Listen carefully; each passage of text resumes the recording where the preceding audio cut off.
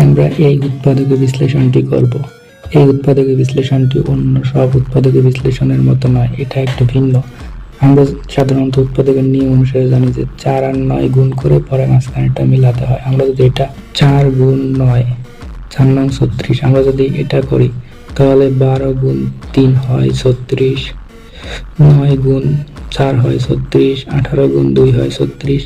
এর উৎপাদকগুলো বের করে 12 মিলবে না, এটা আমরা তাই একটা সূত্র দিয়ে করব।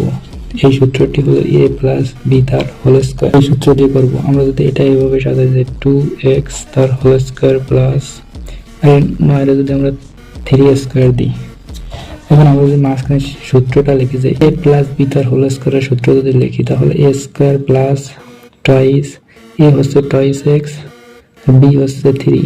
আমরা a প্লাস বি তার হোল স্কয়ারের সূত্র লিখছি এইটা দিয়ে a প্লাস বি তার হোল স্কয়ার সূত্র লিখছি। এখন আমরা এই সূত্রটি t হচ্ছে 2x প্লাস 3 তার হোল স্কয়ার, এই জায়গায় a প্লাস বি তার হোল স্কয়ার সূত্র a square plus toys ab plus b square. আমরা এখন এইটা দিয়ে লিখছি বলে এখানে এইটা হচ্ছে a, এইটা হচ্ছে b, তাই আমরা লিখছি এটা।